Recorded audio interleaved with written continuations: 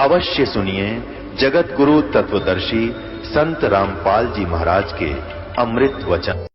पुण्यात्मा परमात्मा की लीला दिखाते हैं कि वो परमेश्वर आयु भी बढ़ा देता है। ये देखिएगा ऋग्वेद मंडल नंबर 10, प्रकाशक सार्वदेशी कार्य प्रतिनिधि सभा, महर्षि दान भवन, रामलीला मैदान, नई दिल्ली से प्रकाशित है। मुद्रक है Prince offset printers, 1510 Pataudi house, Daryaganj, नई दिल्ली। देखिएगा ऋग्वेद मंडल नंबर 10 सूक्त 161 161 और मंत्र नंबर 2। यदि रोगी नष्ट जीवन शक्ति वाला हो गया है, यदि अथवा सीमा से परे चला गया है, यदि मृत्यु के समीप पहुंच गया ही है, तो भी उस रोगी को मैं, इन्होंने जो डंगा डाल दिया, मैं वैद, क्योंकि ये नहीं मानते, क्योंकि इन्होंने भगवान को अपाइद सिद्ध कर रखा है इस दयानंद ने। और दयानंद की सोच के अनुसार इस अनुवादक ने यहाँ इसको ये वैद लिख दिया। ये कोई औषधियाँ की बुक थोड़ी है, ये कोई दवाइयाँ की किताब नहीं, ये तो परमात्मा की महिमा का गुणगान है। कष्ट प्रद रोग के पंजे से छुड़वा लाता हूँ, 100 वर्षों की शरद ऋतुओं अर्थात 100 वर्ष तक जीने के लिए उसको बलयुक्त करता हूँ। और यहाँ ये भूल गया कि तय ऋग्वेद मंडल नंबर 9 सूक्त नंबर 80 का और मंत्र नंबर 2। हे परमात्मन, आप उपासकों की आयु के बढ़ाने वाले हैं।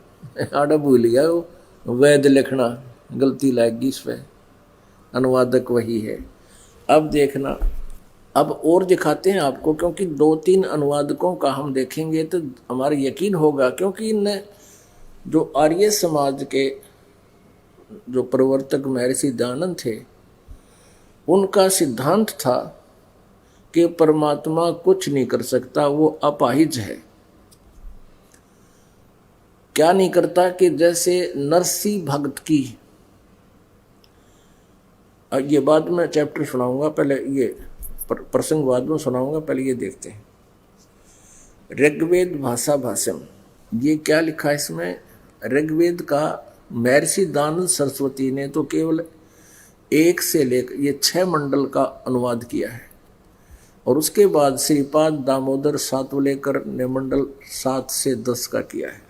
ये कहाँ से छपा? ऋग्वेद भाष्यम महर्षि दयानंद सरस्वती, क्योंकि इसके नाम बिना ये व्यक्य ना था, इसका नाम लिखे बिना ये व्यक्य नहीं था। वेद संपादक है दयानंद अर्पण, प्रकाशक है विश्व मानव उत्थान परिषद, पंजीकृत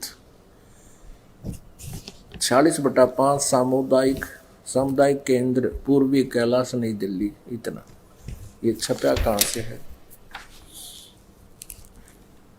विश्व मानव उत्थान परिषद पंजीकृत। और ये कहाँ से छपा है? मुद्रक है कम्यू डाटा सर्विसेज, नई दिल्ली। इतने अब हम इसके आते हैं ऋग्वेद मंडल नंबर 10 के सूक्त नंबर 161 पर। ये देखिएगा, ये है 10वां मंडल और ये है 161 शतम 161। ये दूसरा मंत्र है, ये नीचे ये दूसरा। यदि, ये संस्कृत है, यदि रोगी की अक्षीण आयु हो गई हो, यदि वह इस लोक से चला गया है, यानी मर गया है, और यदि वह मृत्यु के पास गया हुआ है, चाहे तो मर गया है या मरने वाला है, तो भी उसको मैं मृत्यु देवता नृत्य नृत्य के पास से लौटा ला सकता हूं और उसको 100 वर्ष के जीने के लिए बल प्रदान करूं। स्पष्ट हो गया। यहां वेद कित गया फिर वो, इन्होंने तो अज्ञान वर्ण तो मतलब था। अब देखना, ये एक बड़ा वेद है, बड़ी जल्द में वेद वही है ऐसा। और कौन है इसका अनुवादक? प्रकाशक है पंडिता राकेश रानी और प्रधान कार्यालय वेद मंदिर महात्मा वेद भिक्षु सेवाश्रम लेखराम नगर इब्राहिमपुर मुखमेलपुर दिल्ली। दान संस्थान ये महात्मा वेद भिक्षु ने इसका अनुवाद किया है। इन्हीं कार्य समाजी है ये भी। महात्मा वेद भिक्षु भारतेंद्र नाथ करोल बाग नई दिल्ली से दान संस्थान से इसका ये इसने बिल्कुल ठीक किया है। इसका याद ना रहा होगा दानंद वाली बात, परमात्मा की कृपा है। ऋग्वेद मंडल नंबर 10 सूक्त 161 और मंत्र नंबर ये 161 मंत्र नंबर 2। यदि किसी रोगी की जीवन शक्ति समाप्त हो, यदि वह सीमा से भी परे हो गया है, इन्होंने कुछ थोड़ा बहुत उलझाने की चेष्टा की है, उससे बीच वाले ने स्पष्ट कर दिया यदि वो मृत्यु उस परलोक चला गया हो, सीमा से पार परलोक चला गया है, यदि वह मृत्यु के सन्निकट या निकटि मरने वाला हो, चाहे मर कर दूसरे लोक में चला गया है, तो भी उसे मैं भारी कष्टपद रोग के पंजे से मुक्त कराऊं तथा उसे 100 वर्ष यानी 100 वर्ष के जीवन हेतु बल संपन्न करूं। भावार्थ, यदि रोगी की जीवन शक्ति समाप्त हो रही है और उसका रोग सीमा के पार कर गया है, तब भी परमात्मा उसे इस कष्टपद रोग से मुक्त कर 100 वर्ष का जीवन दे सकता है। पुण्यात्माओं, इस आर्य समाज के प्रवर्तक महर्षि दयानंद जी का इतना योगदान तो है कि अभी तक इन्होंने वेदों को जीवित रखा। इनको स्वयं वेदों का कैख का भी पता नहीं था, ना महर्षि दयानंद ने। महर्षि दयानंद तो कलयुगी महर्षि, बिल्कुल नकली डुप्लीकेट था। आज सुबह के सत्संग में आपको देखा सतयुग के महर्षियों को पता नहीं था वेद में क्या लिखा। वो दुर्गा की पूजा का समर्थन कर रहे हैं और किया करते थे। अब हमने इस अध्यात्म ज्ञान को, इस 9 मण सूत को सुलझाना है। उसके लिए हमने इनका सहयोग लेना है। इनका इतना सहयोग अवश्य रहा है अभी तक आर्य समाज के आचार्यों का कि इन्होंने इन वेदों को जीवित रखा। नहीं तो लोग छोटी छोटी कथा उन पर कविताओं पर पहुंच गए थे। जय गणेश देवा, 16 शुक्रवार के व्रतों की इतनी पतली पतली किताब सी सब घरों में पहुंच गई थी। हनुमान 40 पर डट गए थे, लेकिन इनको स्वयं वेदों का कति ज्ञान नहीं था। और आज इन वेदों का यथार्थ ज्ञान आपके समक्ष प्रकाशित हो रहा है, प्रकट हो रहा है। लेकिन इनको वेदों में क्या लिखा है इसका कुछ नहीं पता था। केवल अपने सट्टे जरूर मार गया दान। एक आम जन साधारण नास्तिक व्यक्ति जैसी सोच थी इसकी। इन्होंने क्या लिखा, किसी ने प्रश्न किया है कि जैसे रणछोड़ भगवान ने, श्री कृष्ण भगवान ने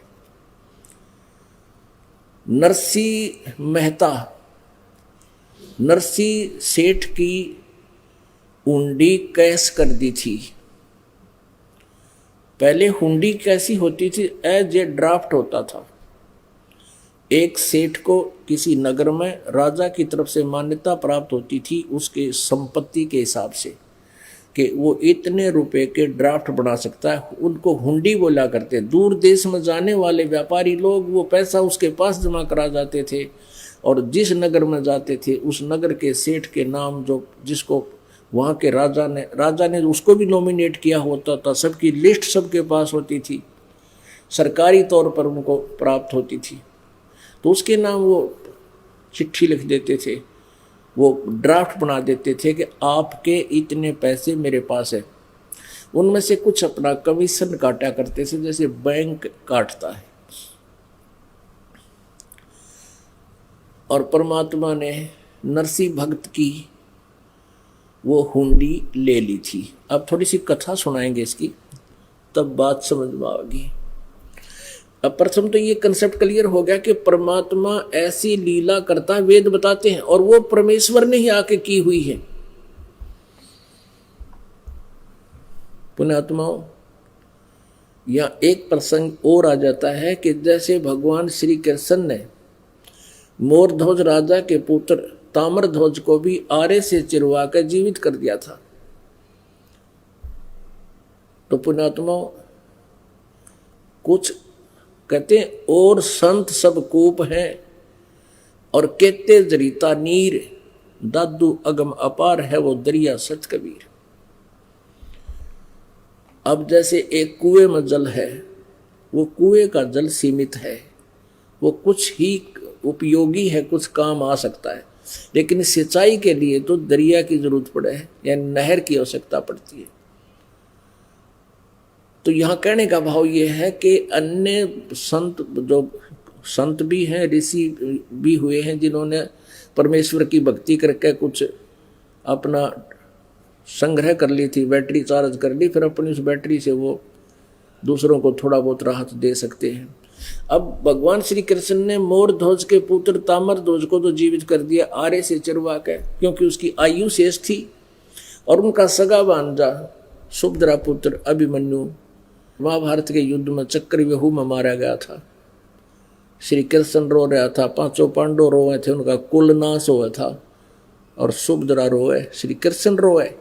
वो नहीं जीवित कर सका। क्यों नहीं कर सका? क्योंकि उसकी आयु शेष नहीं थी। ये भगवान आयु नहीं बढ़ा सकते, केवल वो पूर्ण परमात्मा है जो आयु बढ़ा सकता है, मुर्दे को जीवित कर सकता है और आगे उसको आयु दे सकता है। ये नरसिंह भक्त कौन थे? ये पिछले जन्म जन्मांतर के परमेश्वर कबीर देव के किसी जन्म, जैसे आप जी हो। अब इस परमात्मा की रजा से पूरे विश्व में ये ज्ञान फैलेगा और करोड़ों की संख्या में परमात्मा के भक्त बनेंगे। लेकिन पार कितने होंगे? और फिर बाकी रह जाएंगे जो सच्ची लगन से नहीं लगेंगे, तो उनकी इतनी भक्ति बन जाएगी, हजारों युगों तक वो ब्रह्मलोक में भी रह सकते हैं, फिर ब्रह्मा विष्णु महेश की पदवी भी पा सकते हैं, इंद्र स्वर्ग का राजा भी बन सकते हैं, पूरी पृथ्वी का राजा भी बन सकते हैं। लेकिन उनकी बैटरी डिस्चार्ज होती रहेगी, वह पूंजी नष्ट होती रहेगी। और जब वो मानव शरीर में होंगे, उनके ऊपर कोई आपत्ति आवेगी, भले ही वो साधना आन उपासना कर रहे होते हैं। अभी तक ये आन उपासना का दाव क्यों लगा रहा है? क्योंकि उन जिनके पुण्य थे पिछले, वो किसी भी देव की साधना करते थे, कोई आपत्ति आती थी, रोते थे, तो वो परमात्मा कबीर देव आकर उन पुण्यात्माओं की मदद करता था, क्योंकि वो उनके बालक रहे हैं कभी किसी जन्म में। और वो भोला नहीं समझता था मैं ये पत्थर पूज रहा हूँ, शायद मुझे इससे लाभ हो गया, इससे ही लाभ हो रहा है।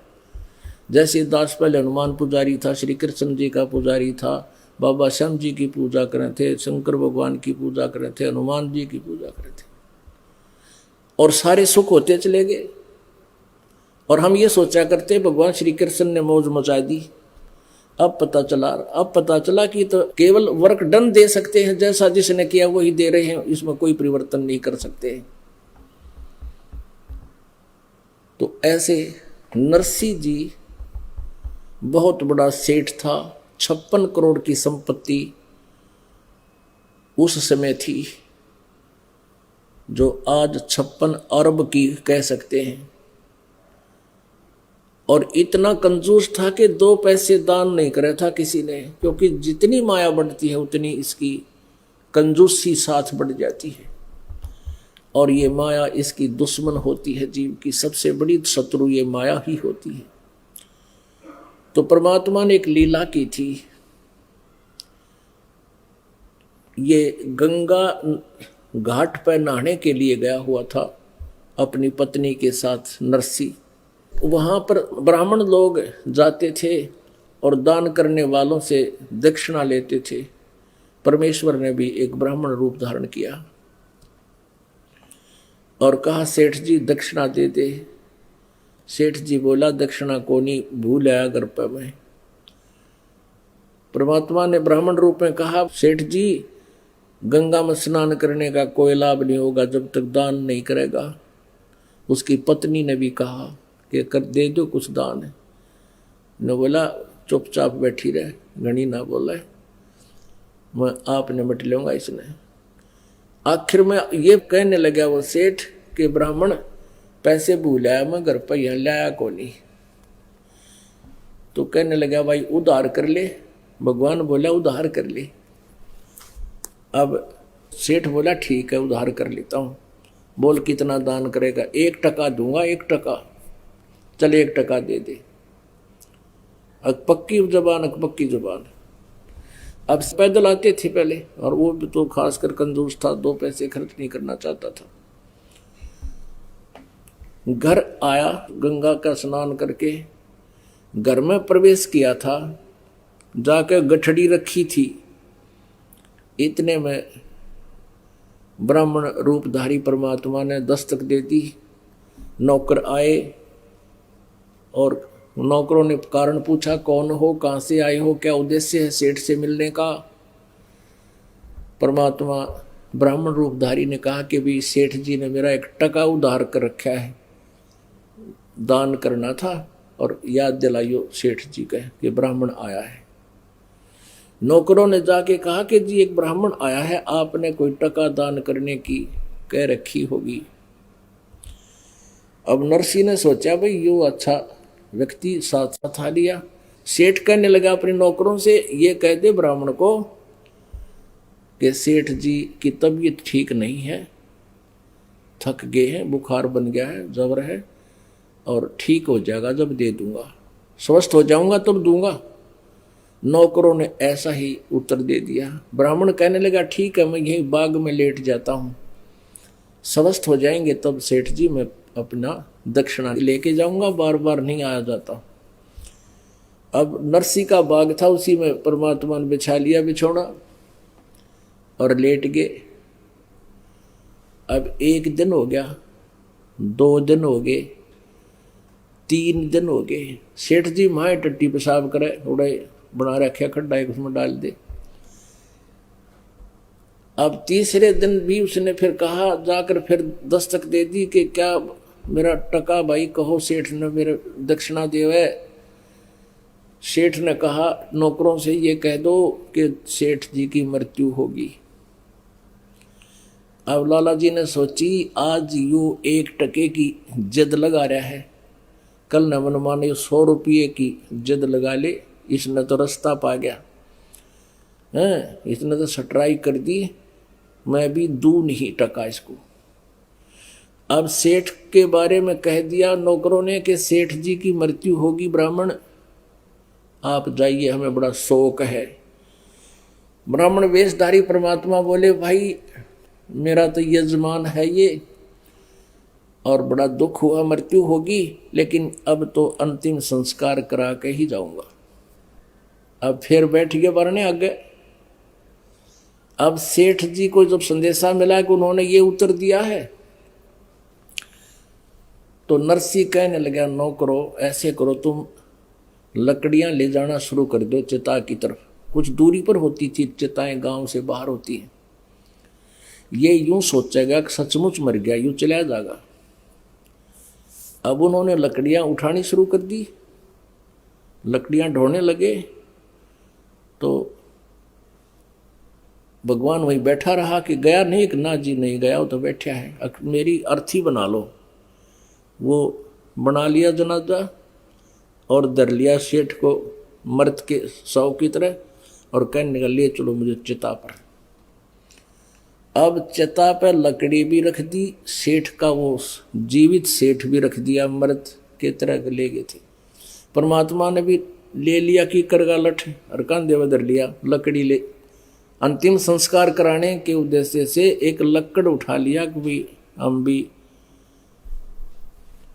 अंतिम संस्कार में कुछ योगदान करेंगे। हर पहुंच गए लकड़ी लेके वहां लाला जी दौड़े। अब लाला जी से कहा कि सेठ जी भैया मैंने तेरा टका माफ कर दिया, तो आत्महत्या मत करे। सेठ जी ने बोला साची कह है, कहा साची कहूं भाई, कति तेरा टका माफ कर दिया। ठीक से तो जा तू अपना काम करे। परमात्मा बोले अच्छा जी मैं चलता हूँ। वो ब्राह्मण रूप धारी परमात्मा चले गए। उधर लाला जी ने सेठ अपने नौकरों से कहा कि सारी लकड़ी ठा लो, उल्टी कदे नाश हो जा। वो सारी लकड़ी वापस ले ठवा कर, थोड़ी बहुत बची थी उसने आप ठहरा, इतने टुकड़ा नहीं, इतना कंजूस है। और एक लड़की थी उसका विवाह कर दिया था और आगे कोई पुत्र भी नहीं था, और चीचड़ बना बैठा, उसका संग्रह करे बैठा 56 करोड़ संपत्ति ने और तरह के जब। अब सेठ जी ने सोचा लिया भाई कई दिन हो गए शहर चपट्टा करे, आ तो दूर तक घूम का आऊंगा। वो अगले दिन सेठ जी तो निकल गया शहर चपट्टे को, पीछे तो परमात्मा नरसी रूप बना के नरसी के घर में प्रवेश कर गया। नौकर नहीं पहचान पाए और नौकरों से ये बोल दिया भाई आज वो ब्राह्मण था ना, ब्राह्मण वो बहुरूपिया है, आज मेरा रूप बना का होगा, और उसको यहाँ से कह देना तू चला जा राजी खुशी, और नहीं मानना तो उसने कह दिए आज तेरा लठ मार देंगे 2-4, या तो तू चला जा। अब वो सेठ आया, खूब उतर ही रहा था अपने, वापस घूम फिर के, और द्वार पर खड़ा पहरेदार पक्का कर दिया नौकर को। नौकर कहने लगे ओ बहुरूपिये खड़ा हो जा वहीं पर। नरसी ने सोचा किसी और को बोल रहा, पीछे ने देखा कि मैं तेरे को कह रहा हूं। नरसी कहने लगा नौकर का नाम लेकर, अरे करोड़ी तू क्या क्या बक रहा है, अब तू वहीं खड़ा हो जा, बस इतनी ठीक है तेरे लिए। तूने हमारे सेठ के नाक में दम कर रखा है, कभी तू ब्राह्मण बन के आता है, कभी तू नरसी रूप बना लेता है। हमारे एक सेठ अंदर है, उनका आदेश हो गया आज कि तू अगर ठीक से नहीं मानेगा तेरी टांग तोड़ दूंगा। कौन कौन कौन कौन अंदर है? हमारा सेठ। उसने सोची बात बिगड़ गई भाई, वो तो आज मेरा रूप बनाकर अंदर चला गया। अब नरसी ने इसी में भलाई सोची कि तू पिट्टे भी गए, अपना वापस हो ले। उसने क्या किया कि कोर्ट में गया और वहां अर्जी लगा दी कि मेरे साथ ऐसे ऐसे धोखा कर दिया, एक डुप्लीकेट नरसी बनकर मेरी संपत्ति हड़पना चाहता है। और भाई राजा ने अगले दिन बुला लिया कोर्ट ने कि अभी उसकी सारी बही जब्त कर ली नरसी की, और अगले दिन दोनों को बुला लिया, डुप्लीकेट और ओरिजिनल को। अब बही जो एक पैड होती थी, रिकॉर्ड होता था, उसमें सारा कुछ हिसाब किताब लिखा करते लिखते हैं लाला लोग। तो कोर्ट ने पूछा, जज ने पूछा कि भाई कोई ऐसा प्रमाण बताओ जिससे तुम्हारा असली नकली का हम निर्णय कर सके। इस बही में ऐसी होती थी वह बही, इस नोटबुक में कोई ऐसा प्रमाण बताओ जिससे हम निर्णय कर सकें। अब जो ओरिजिनल नरसी था उसने बता दिया जी मैंने लड़की की शादी करी थी उस सम्मत में, और इतने बात के आए थे, इतना मैंने मेरा खर्चा हुआ था, एक मकान बनाया था उसकी भी डिटेल लिख रखी है, ऐसे ऐसे इतना इतना हुआ था। और बता भाई और भी, और तो मेरा याद नहीं। फिर वो परमात्मा से पूछा कि भी बताओ इसमें कोई प्रमाण, तो क्योंकि वो तो बंद रखी हुई थी। परमात्मा ने कहा जी पहले पृष्ठ से शुरू कर दो। लगे सारी पढ़न एज इट इज, 5-4 पेज जब जो के त्यों बता दिए।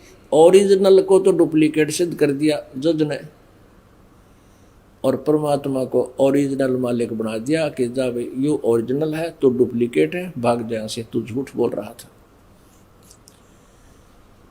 अब नरसी तो बैठ गया गांव के गोरे जाके माथे पर ऐसे गोड्या में माथा रख के, और नो सोचा ही भगवान या के बनी, आज क्या बनी मेरे साथ, आज शाम की रोटी भी नहीं मेरे पास, और देख ये कौन से जन्म का दुश्मन था।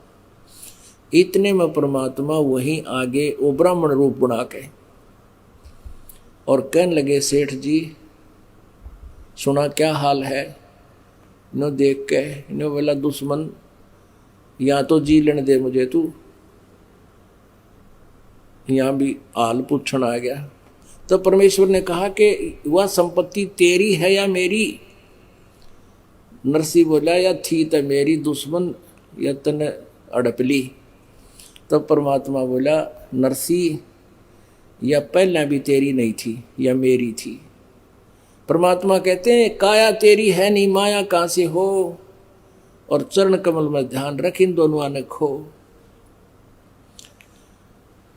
तो परमात्मा ने 2 घंटे उसको प्रवचन किए और कहा, भाई मैं साधु संत फकीर हूं, तेरे हित के लिए तुझे ये ज्ञान और ये लीला मैंने की है, तेरी तो दुश्मन से या माया। अरे क्या कर इकट्ठे, तूने एक नरक इकट्ठा कर रखा है, अपना भविष्य बर्बाद कर लिया उसका, और कुछ दया दाता कि पिछले संस्कार अंगड़ाई लेते हैं। तब नरसी बोला, भगवान अब के बने मेरे थे कि भी एक शर्त पर तुझे सारी संपत्ति दे दूंगा, जब तू इसने दान कर दे, अपना बोझ हल्का कर ले, पाप कम हो जा तेरे, नितन तो नरक डो लिया बेटा।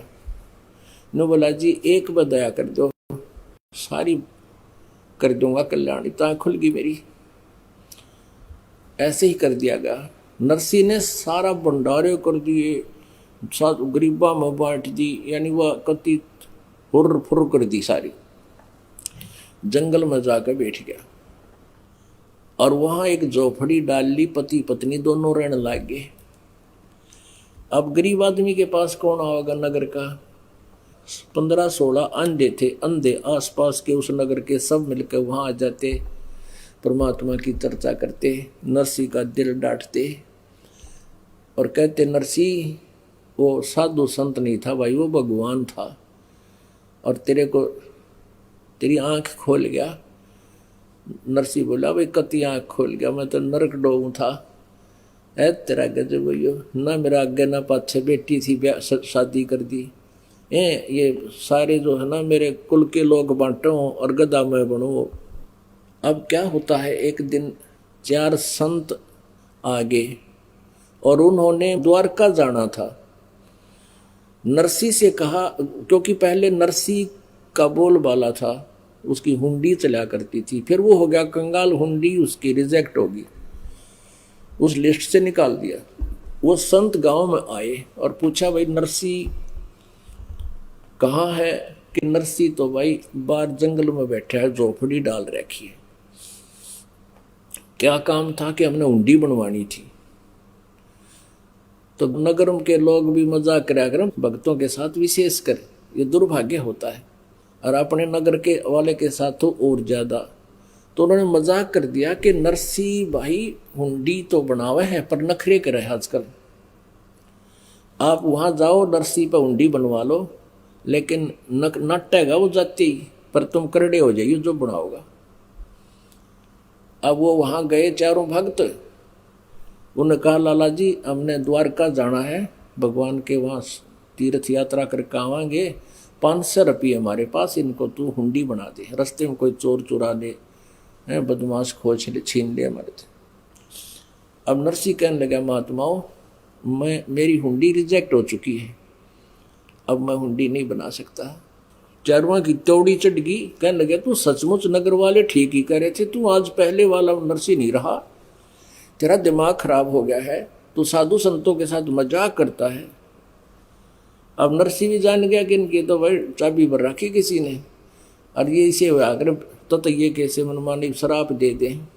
कहने लगा, महाराज नाराज ना हो, लाओ 500 रुपये। वो 500 रुपये धरे रखे थे, लेकर कागज लाओ। वो कागज ले आई और लिख दिया, क्योंकि वो श्री कृष्ण का पुजारी था। ये नरसी श्री कृष्ण का पुजारी था। अपन आत्मा हम भी श्री कृष्ण के पुजारी थे, लेकिन ये पता चला हमारा तो साथी पहले भी वही था।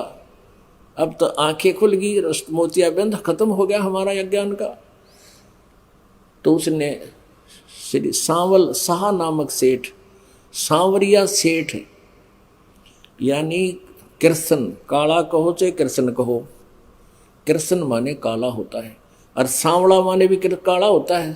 सांवल शाह यानी सांवल सेठ के नाम टूदा दशरथ ख्याल उसके नाम हुंडी बनाया कर उसी तरह बना दी और कह दिया कि आपके 500 रुपये मेरे पास सुरक्षित हैं, आप इन महात्माओं को 500 रुपये प्रदान करने की कृपा कीजिए। साधु संत ले गए, उस ड्राफ्ट को लेकर द्वारका पहुंच गए। उधर से नरसी ने 500 रुपये का भंडारे का सामान मंगा लिया, दाल चीनी चावल आटा नमक मिर्च सब्जी तो सब मिला के, और उसका भंडारा कर दिया, भोजन करा दिया भक्तों को, साधु संतों को, गरीबों को। अब वहाँ जब वो पहुँचे, चारों संत महात्मा भक्त, उन्होंने वहाँ पूछा द्वारका नगरी में जाकर कि भी यहाँ कोई सावल नाम का सेठ है? सावल नाम का कोई सेठ तो नहीं है, पर काम क्या है आपका? कि हमने हुंडी कैश करानी थी। किसकी बनाई हुई है? उन्होंने बता दिया कि वो सामने एक हुंडी उसकी चलती है, उसके पास जाओ। वो सेठ के पास गए। उस सेठ ने देखा कि ये तो नरसी की हुंडी है, नरसी की हुंडी नहीं चलती है, रिजेक्ट हो चुका है, देखो ये लिस्ट में लिखा है, तुम्हारे साथ धोखा कर दिया महात्माओं। वो तो ठग झूठा कपटी आदमी हो गया। अब वो महात्मा न्यू कहे भाई ऐसा आदमी तो नहीं लगे था, उनका ना जचिया बात, वो आदमी झूठा कपटी है, पर हमने घना जोर दे दिया और वापस जावांगे, हमारे 500 रुपये पावेंगे उसके पास रखे हुए। उसने डरते ने लिख दी होगी। लेकिन अब कैसे गुजारा करें? 2 3 4 10 20 सेठों को से पूछा, सबने यही जवाब दिया। नगर से बाहर जाकर और उस समुद्र के किनारे बैठ गए और माथे माथर मार दिया, कर लिया नु। उधर से नरसी ने देखा अपनी दिव्य दृष्टि से कि परमात्मा ने आके भक्तों को पैसे दिए या नहीं। देखा कि वो तो मायूस हुए बैठे हैं। तब उसने सोचा कि गलती बन गई हमारे से, परमात्मा आए क्यों नहीं। अपनी पत्नी से पूछा कि जो 500 रुपये का सामान आया था, आटा नमक मिर्च जो भी था, चावल चीनी दूध, वो कोई बचा तो नहीं है? उसकी पत्नी ने कहा कि और तो कुछ नहीं बचा है, केवल पलोथन बचा है। पलोथन, पलोथन क्या होता है? जैसे रोटी बनाते समय सूखा आटा थोड़ा सा रख लेते हैं अलग से, और उसमें लोई बनाकर उसमें ऐसे दोनों तरफ सूखा आटा लगाकर ऐसे पोया करते हैं ताकि वो हाथा का ना चपके। तो वो पलोथन यानी वो थोड़ा सा सूखा आटा बचा हुआ था। नरसी बोला इसकी रोटी बना। वो रोटी बनाई तो 4 रोटी बनी उसकी।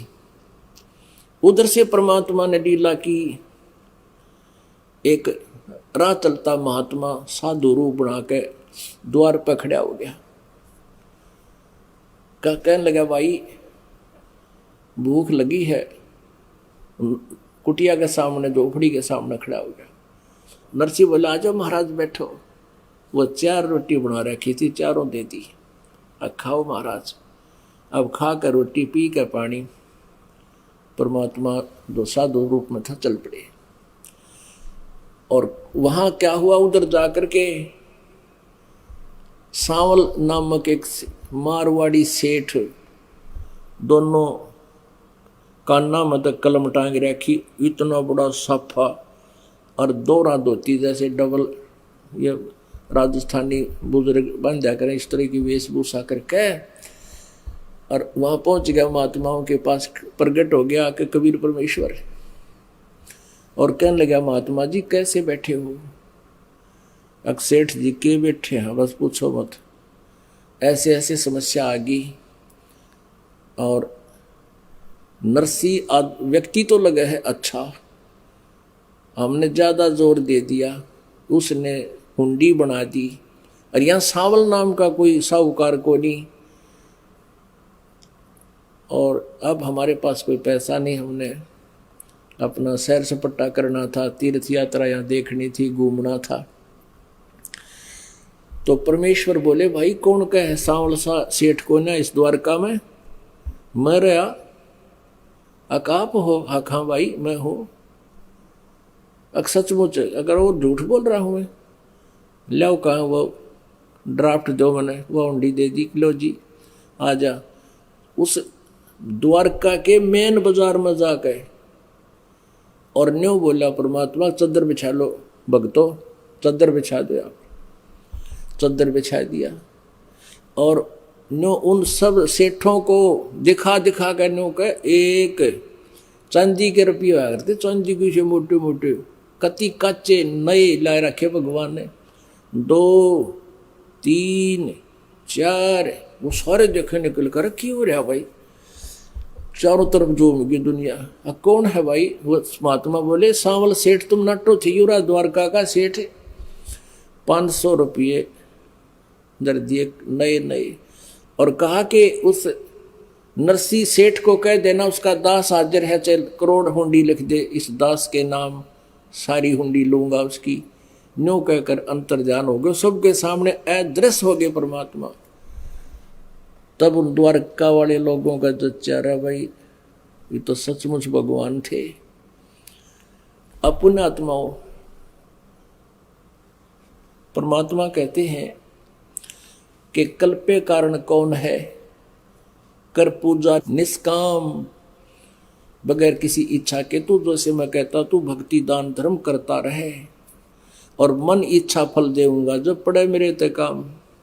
अब ये कथा इसलिए सुनानी पड़ी कि ये दानंद जैसे नास्तिक काल के दूत था यू, और उधर से वेदों को सत्य मानता है, वेदों को विपरीत टोटली ज्ञान सत्यार प्रकाश में बर रखा है। परमात्मा की महिमा से अंश भी परिचित नहीं था। ये देखिएगा, ये सत्यार प्रकाश है, ये है प्रकाशक वैदिक कीर्ति मंडल, दानंद मठ, दीनानगर, पंजाब से। मुद्रक है आचार्य प्रिंटिंग प्रेस, दानंद मठ, गोहाना मार्ग, रोहतक। इसके 276 पृष्ठ पर आपको दिखाते हैं। ये सत्यार्थ प्रकाश है और एकादश समोल्लास, 11वां समोल्लास, 276 पृष्ठ पे। प्रसन्न करने वाला कहता द्वारका जी के रण छोड़ जी की, जिसने नरसी महिता के पास हुंडी भेज दी और उसका ऋण चुका दिया, इत्यादि बात भी क्या झूठी है? झूठ है। अब इस दानंद नास्तिक के कहता है किसी साहूकार ने रुपए दे दिए होंगे और किसी ने झूठा नाम उड़ा दिया होगा कि कृष्ण जी ने भेजे। बता, ये नहीं मानता इन बातों को बिल्कुल भी। पुण्यात्माओं, ये दास इस मार्ग पर लगा ही लगा था। उसमें हमारे पास, हमारे मकान में एक किराएदार रहा करता, आर्य समाजी टीचर था, वो शास्त्री था, प्राइमरी क्लास का हेड मास्टर था, 5वीं कक्षा का। तो वो वहाँ रहता था, बहुत अच्छा स्वभाव का व्यक्ति था, आर्य समाजी था, कट्टर, और हर तरह से बहुत सभ्य आदमी था। उसमें आयु भी उसकी 50 से ऊपर, यानी रिटायरमेंट के आसपास ही था, 55 वर्ष की आयु होगी।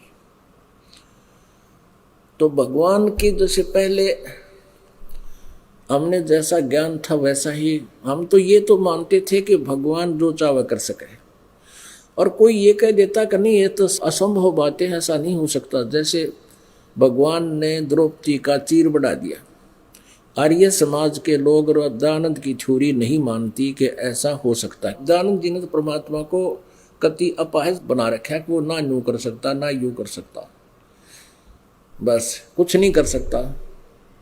इस दास ने उपदेश दिया 17 फरवरी सन 1988 में। और 1990 की बात है ये, 2 वर्ष बाद।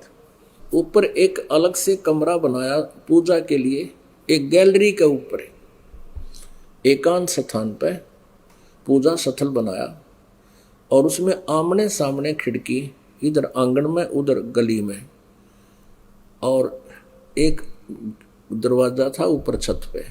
कुछ पुस्तक छपवाई इस दास ने, ये नित्य नियम वाली भक्ति बोध जैसी पुस्तक छपवाई। तो उस समय तक इस दास को नाम उपदेश देने का आदेश नहीं था, और श्रद्धा पूरी थी, परमात्मा में पूरी निष्ठा थी। और ये छपवा करके बनवा करके गुरुदेव के पास भिजवाते थे। वो फिर अपने उपदेशियों को ऐसे फ्री दिया करते थे। तो गुरुजी ज्यादातर पंजाब में रहते थे, और यहाँ छुड़ानी आते थे, केवल वहाँ समागम होता था, वर्ष में 2-3 बार वो आते थे। फिर क्या हुआ कि ये पुस्तक छपवा के गुरुजी आएंगे पंजाब से यहाँ, फिर वहाँ उनको दान कर देंगे, उनको देते थे। तो ऊपर एक तख्त रखा हुआ था, उसका बनाई थी गैलरी के ऊपर, 5.5 बाई 15-16 फुट का है वो। उसमें वो पुस्तक रख दी 2000 तख्त के ऊपर। अच्छा, उससे पहले वो जो बनाया उसके हमने वो लगानी चाहिए, इसके ये जाली होती है ना, लोहे की जाली, ये मच्छरों से बचाने के लिए मच्छरदानी साइज की होती है। ये जाली दोनों आमने सामने वाली खिड़कियों की, झांकी की, जंगलों की, ये दास नाप कर ले गया। वह थी जैसे 2 फुट 8 इंच थी, जैसे चौड़ाई, ऊंचाई थी 4 फुट, ऐसे वो नोट कर ले गया। और वहाँ दुकानदार जो लोहे वाला था उसको दे दी वह पर्ची कि आप इस साइज की जाली काट दो। ये दास चला गया कुछ और सामान लेने। स्कूटर मेरे पास था, मैं वापस आया, उसके नौकर ने, लाला के नौकर ने वो दोनों जाली इकट्ठी पैक करके और बांध रखी, और बता दिया ये उठा लीजिए। उनके पेमेंट करके और मैं स्कूटर का आगे रख के घर ले आया। आते ही मेरे बड़े वाला लड़का 12-13 वर्ष की आयु का था उसमें, और एक किराएदार रहता था बिहार का। उन दोनों से कहा कि भी आप ऐसे करो, इनको सीढ़ी लगा के और इनमें कील ठोक दो, बस सिंपल सी ला दो। उन दोनों ने वो जाली उठाई, लगाने लगे। उन्होंने बताया कि जी ये तो छोटी आ गई, जैसे 2 फुट 8 इंच था वो 2 फुट काट दी कि लाला के नौकर ने, दोनों ही ऐसी काट दी। और वो देखा सचमुच ऊपर तो सही साइज उनका, बराबर में जो था चौड़ाई थी वो 8 इंच छोटी। वहाँ भी कमाल हो गया। मैं बोला इसको तुम गलत ऐसे करके देखो, मेरे सामने यूं करके देखा वो तो और ज्यादा डिफरेंस हो गया। मैंने सोचा वाह भाई, अब फिर देखेंगे, इसने तुम नो करो, इसको पैक करो और वापस रख दो। सर्विस का काम था, मैं 2-3 दिन आया नहीं। उनकी मम्मी ने वानियों की न उठा के कई दिन के नीचे रखी थी, स्टोर में फेंक दी। वह मेरा भी बात ध्यान नहीं रही, रखी रही स्टोर में। एक रेनी सीजन ऊपर का उतर गया, जैसे मार्च में बनाई हो, मार्च अप्रैल में, और फिर सितंबर में आया करते गुरुजी। तो रेनी सीजन पूरा हो लिया तो उस समय ये बनवाई पुस्तक भक्ति बोध और तख्त पर रख दी। अब उसमें क्या था, ग्लास के किवाड़ लगे हुए थे झांकियों के, और एक शीशा फूटा हुआ था। एक तो खिड़की बंद कर दी, दूसरी का एक शीशा टूटा हुआ था, उसमें अगर चूहे आके और ये पुस्तक काटने लग गए। तो फिर मेरा ध्यान आया कि भी क्यों ना इसके चारों तरफ वो लोहे की जाली लगा दें। मालिक ने लीला करनी थी ना, जाली तो और भी ला सके थे। मेरे दिमाग में क्या आया कि इन बच्चों को बोल दूं कि उन दोनों को ऊपर नीचे करके और इस एक का ला दें। कोई कुछ ऐसा कुछ व्यवस्था थी, नहीं ला पा रहा था मैं, कोई काम दूर, क्योंकि रोहतक से 70 किलोमीटर दूर हमारा काम वो होता था, नौकरी का जो केंद्र था। साइट थी, वहाँ जाता था। कई दिन लगातार इतना बोझ लोड रहा कि मैं नहीं कुछ ला पाया। तो मैंने सोचा ऐसा था, इसको ऐसे लगवा देते हैं। मैं ऐसे कहकर चला गया। तो शाम ने मेरा आने का जो समय हुआ ऑफिस से 5 बजे से 5:30 बजे आ जाते जैसे, तो उस समय उसकी मम्मी ने ऊपर तो उतार कर वह जाली नीचे डाल दी कि भाई इन लगा दो। वही दोनों जने, बड़ा लड़का और साथ में वो किराएदार, दोनों ने लगाने की चेष्टा की। ऐसे लगाते हैं, जो नीचे बचेगा शायद उसको ओवरलैप करके इनको लगा देंगे। मैं अच्छी तरह समझा के गया था इनको।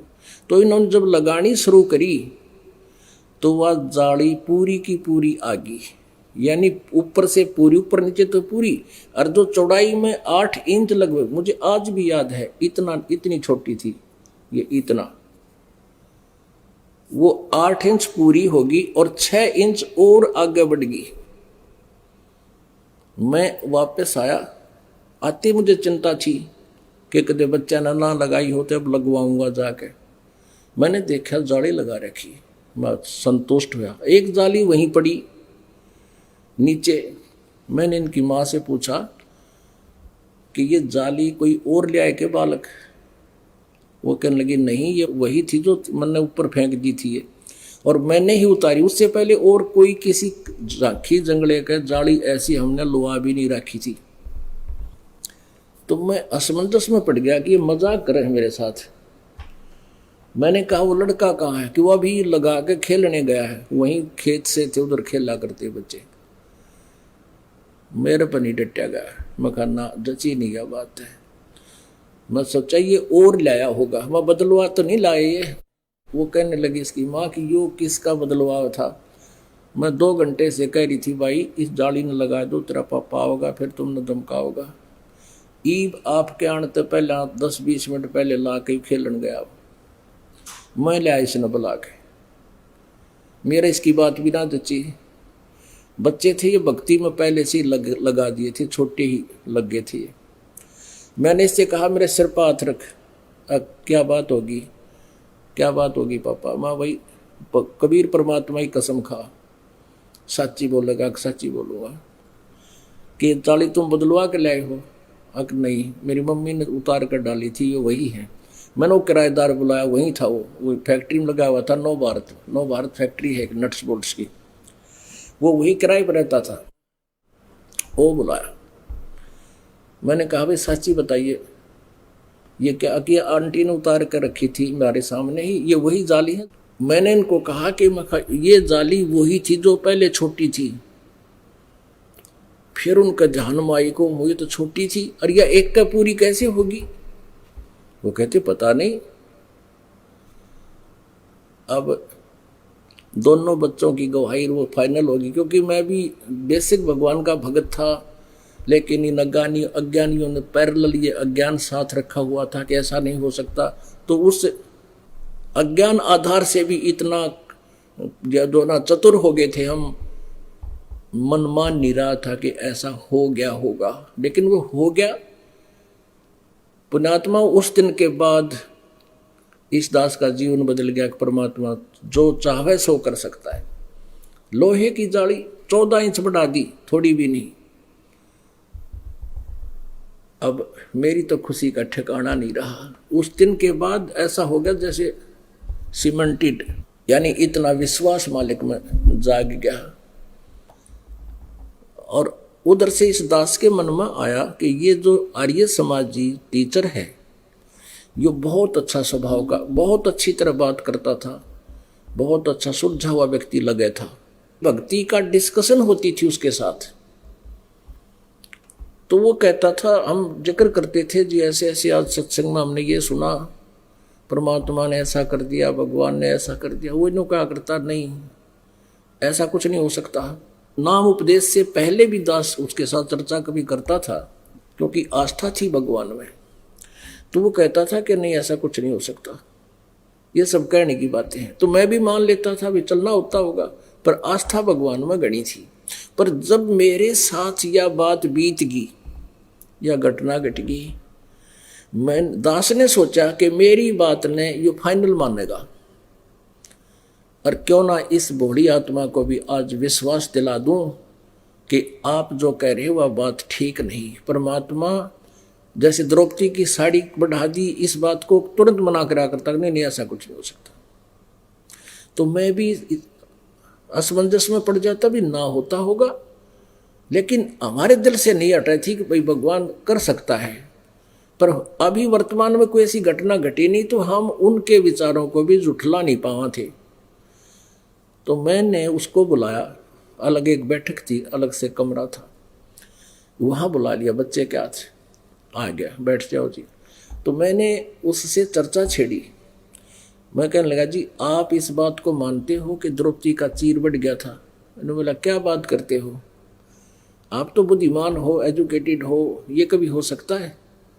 मैंने कहा, जी मैं बताऊँ आपने, मैंने तो एक प्यार से कहा कि देखो ये सामने जाली लगी हुई है और ये लगभग 8 इंच तक छोटी थी, कम थी साइज में, 8 इंच पूरी होगी, 4-5 इंच ये और आगे है, 6 इंच के करीब, इतनी बढ़ गई, लगभग 14 इंच।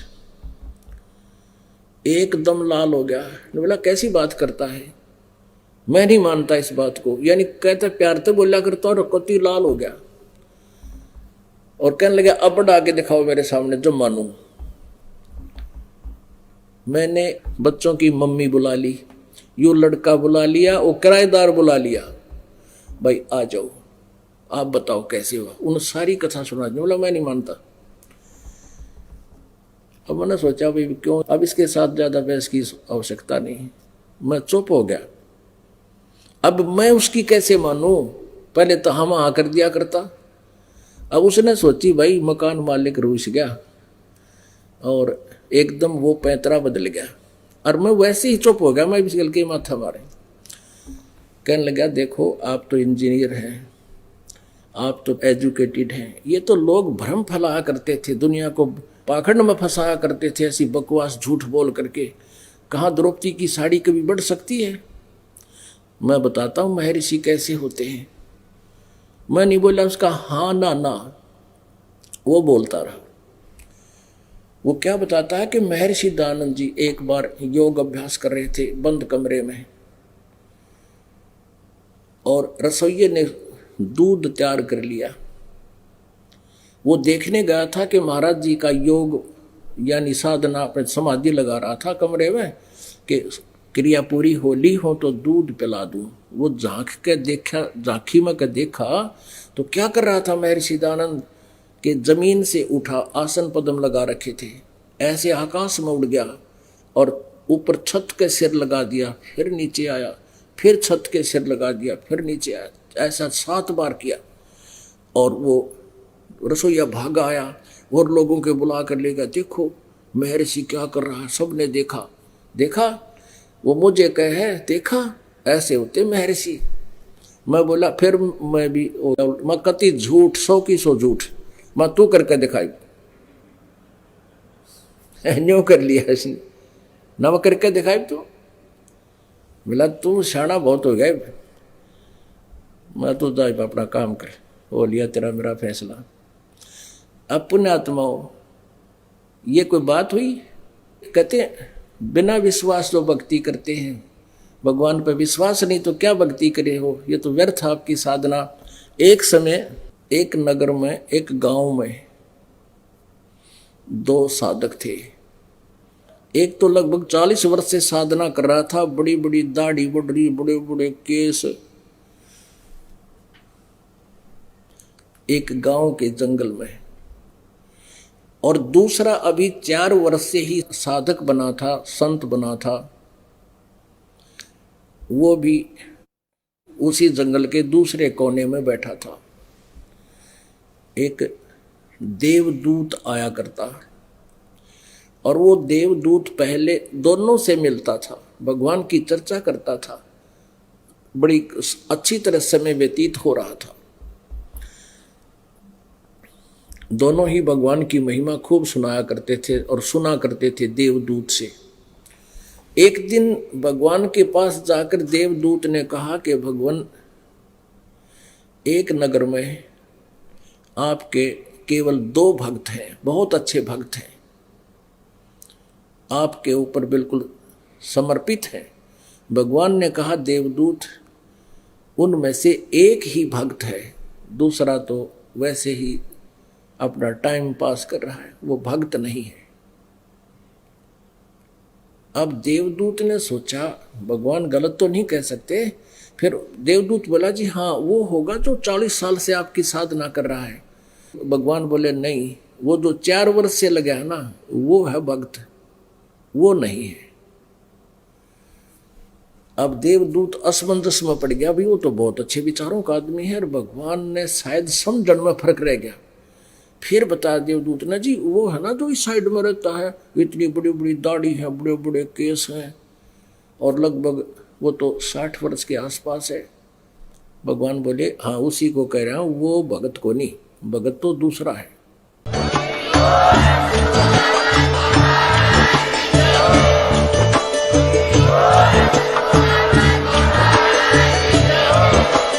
आप सुन रहे थे जगत गुरु तत्वदर्शी संतराम